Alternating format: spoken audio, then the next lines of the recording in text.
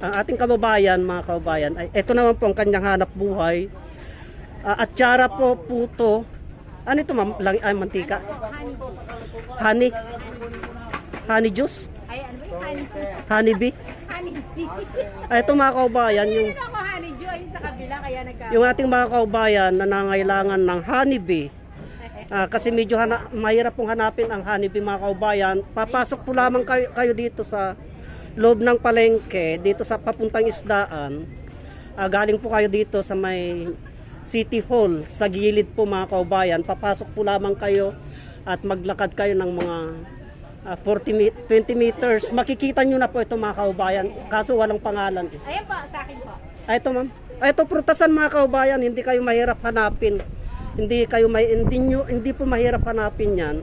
Itong kanyang pwesto mga kababayan, kasi itong Ninis Oka fruit store po mga kababayan. Ayan po, pagmasdan po natin tutukan po natin maigi mga kababayan.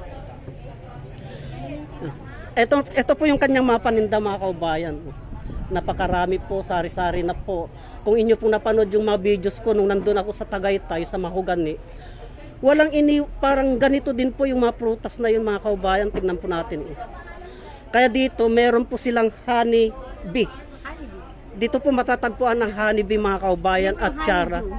Asan yung honey dew? Ano po honey dew? Kaya nagkamali ho ako. Tinda ko ng prutas? Opo. Kaya nagkamali ho ako.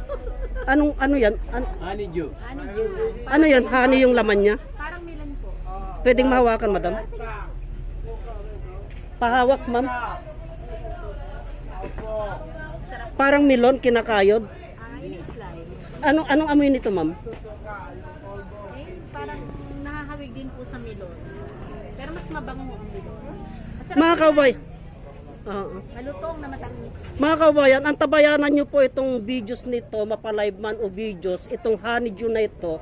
Kasi sasaliksikin ko po kung ano po ang kakayahan ng prutas na ito mga kabayan. Baka umayain lingid sa ating kaalaman, ito pala ay isang uri ng halamang gamot. Kaya ang tabayanan nyo po yung aking live mamayang gabi at malalaman nyo po sa akin lahat ito mamayang gabi mga kabayan. Tulad ng dati alas 7 ng gabi pag nagla-live po ako, kasi sasaliksikin ko po eto mga kaubayan. Sa kasalukuyan ay iikot po ako dito sa loob ng palengke para makita po natin yung mga presyo ng mga prutas, manok, karne, bigas, lahat po mga kaubayan. Kasi itong honeydew na ito mga kaubayan ay isang uri ng prutas na may kakayahan o marami po tayong benepisyo na makukuha. Wala ding iniwan ito mga kaubayan sa ipinalabas kong mga pipinong ibon. Ma'am, babalik ako Iikot lang ako doon. Maraming salamat. Thank you. So ipagpatuloy po natin ang paglalakad. Tandaan nyo po mga kaubayan, Ninis Oka Fruit Store dito sa loob ng Palengking Luma. Juanito Valera 367. Meron po akong Juanito Valera Herbal Remedy. Nahack po yun. Nahack ng mga hacker. Yung 367 ang ginagamit ko ngayon. Ito.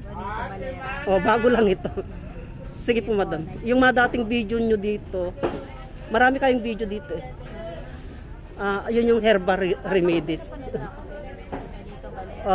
Basta't yung may tibog na nag-viral, ako yun. Sige ma'am, thank you. So ipagpatuloy po natin ang paglalakad mga kaubayan hanggang sa maikot po natin itong palengke at makita po natin ang mga presyo ng mga paninda dito sa loob ng palengke. Tara na po. Ito mga kaubayan, napakaraming saging.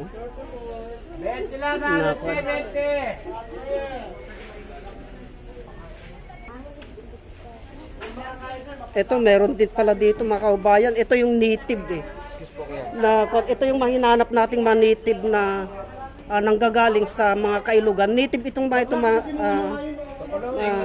kaubayan. Kaya lang medyo maliit po pagmasdan po natin. Ito yung paborito natin na binibili. Itong batutoy kaso maliliit po siya. Ito naman paros. Kaya pagpatuloy po natin ang paglalakad mga kaubayan.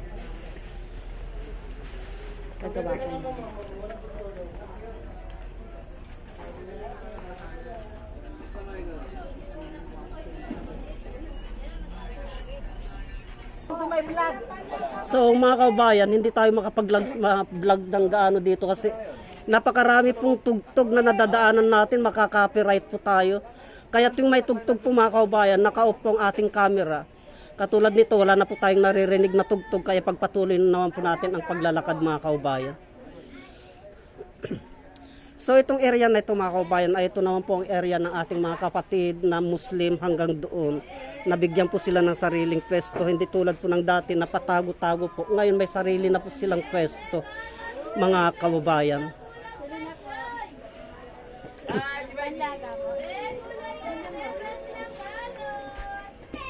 So, mga kaubayan, makailang hakbang po lamang tayo eh.